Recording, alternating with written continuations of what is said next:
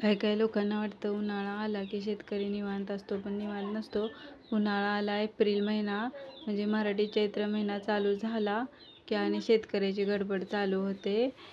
की जेवढं सगळं भरून ठेवलेलं असतं ना धान्य, तेवढं सगळं धान्य काढून परत उन्हाळ्याला लावायचं. एक ऊन द्यायचं फक्त, कारण चैत्राचं ऊन दिल्यानंतर किडं आळ्या वगैरे होत नाहीत, असं पहिल्यापासून सगळ्यांचे म्हणणं आहे. त्याच्यामुळं आम्ही पण आज ज्वारी काढल्यास एक दिवस उन्हात घालायला, आणि नंतर एक दिवस धान्य उन्हात घालायचं, आणि नंतर त्याच्यात सगळं आम्ही घरगुतीच काहीतरी उपाय करतो. कडुलिंबाचा पाला आणून देठापासून वेगळा करायचा, आणि एक दिवस त्या धान्याबरोबर ठेवायचा सुकत, आणि सुकल्यासारखा जरा झाला ना की मग तो त्या धान्यात मिक्स करून ठेवायचा.